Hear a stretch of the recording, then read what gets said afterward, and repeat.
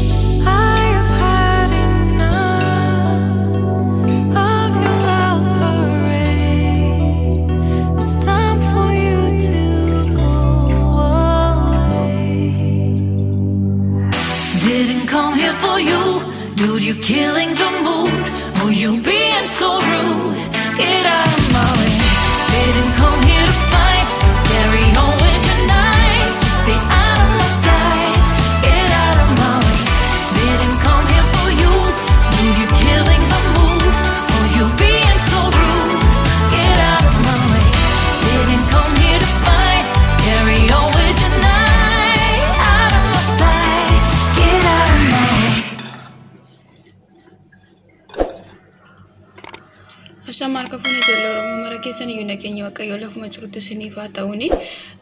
Taansuudha warri minnaa nyaata hojjettu ishee viidiyoo waraabii nyaata nan hojjedha eeggattee jettanii jechuudha. Kottaate sabicirabi naa godha laayikii sheerii naa godhaani.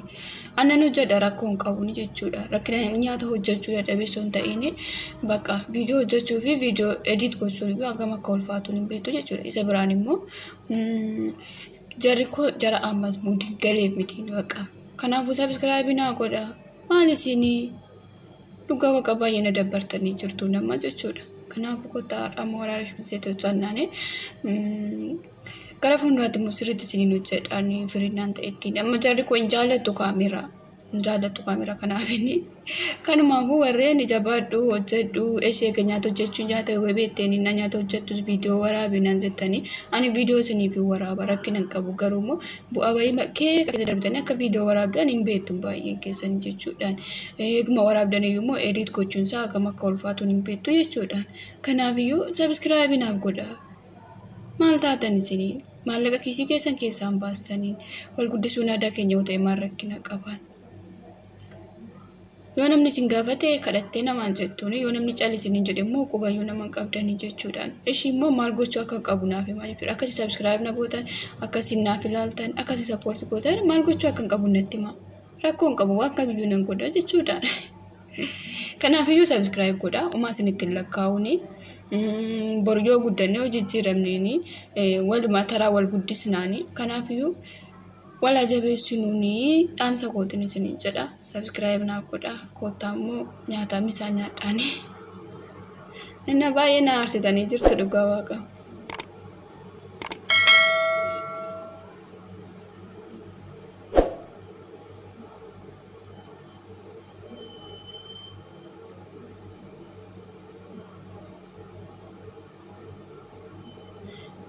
Baay'een keessan immoo sabicirabi naa gootan amma viidiyoon koo jechuudhaan nama 600 qaba sabicirabi 600 qaba garuu nama 25 nama 17 nama 19 kanaa waliin ilaalamu jechuudha. Sababiin isaas mallattoo bilbilaa hin xuxxan gaafa sabicirabi gootan kanaafuu viidiyoon namaan sin biraan ka'udha.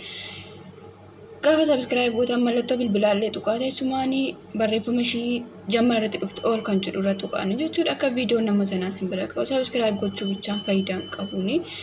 Sa'aatiin illee akka guutuuni wal ilaalaa nuuf ilaalaa jechuudha.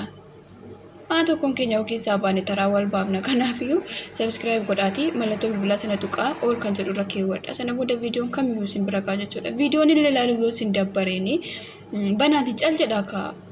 Maaliif amma rakkina maabiraatiin kun baay'een keenya warreen biyya Arabaa keessa jirrudha kan wallaallu malee warreen Itoophiyaa keessa jiran miti jechuudha. Kanaafiyyuu rakkina ifaa wayii rakkina maabiraatii hin qabnu jechuudha. Intarneetii soo ta'e rakkina hin qabnu jechuudha. Baay'een keenya kan madaamiiti kan fayyadamnu intarneetii. Yoo viidiyoo ilaaluun isin dabbare cal jedhaa viidiyoo banaati lafa walii ka'a. Maaliif akkas taatu dhugaa waaqa? Maaloo wal guddisneeni? Lafa qoosaa, lafa kolfaa, lafa taphaa, lafuma baqqaawwan garaagaraa bichaa deemneeni ta'aa ooluu dhaqabnaa. So kanaafuu lakki immoo kan jedhu kana ogoota siif ilaalalla yoo jettanii sinaaf barreessaa koomentii jalatti sabicirabi naa godha ana bichaaf sun ta'e immoo nama kamuu jechuudha. Nama kamuu ijoollee Oromoo kam isaaniiyyuu jajjabeessaa iddoo dogoggorsa isaaniitti itti himaa gorsaa sanaan alatti sabicirabi walii godha isaatis wal ilaalaa wal guddisaa maaliif hormaawwinaanii nutiyyuu kumaatamaanii lakkoofsa bichaa maaliif ta'a faayidaan keenya bu'aan keenya kanaafuu walaa guddisnuuni kan manis hin jedhaani asinis immoo dhuftanii waan biraan jedhin akka TikTok irraa sana hojjedhaas immoo waanuma kamiyyuu viidiyoo soo ta'een hojjedha sammuu keessan yoo firiitti gootaniini faayidaadhaan irraa kan argattan bichaa soo ta'ini jechuudha. Maallaqa bichaa soo ta'in waa baay'ee argattuun kanaafiyyuu fayyadama sooshaal miidiyaa kamii warreen hin fayyadamnes kun immoo dhaamsaa illee yeroo yuutuubiitiin karaa TikTok immoo leensaa jaalalaatiin doktara jaalalaas ta'e yoo jettanii sheefis ta'e yoo jettaniini waanuma barbaadan akkuma isin barbaadan isinidha. Isinumti bichaa yuutuubii koo sabicirabi laayik sheerii naa godhaan inni jabeessaa malee jechuudhaan boolla isin barbaadan isiniif waan ishi Oromoo wankoo.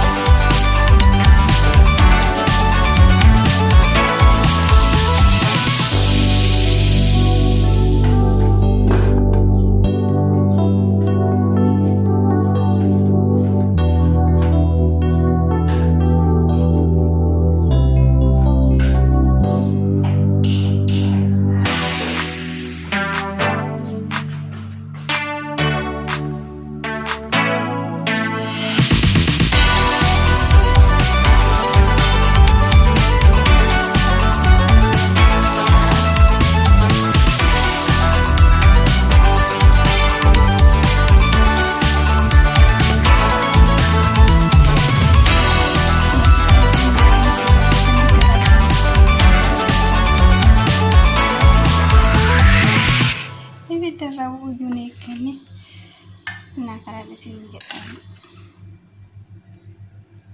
Asumaan video rotuuf subscribe share like godhan shi.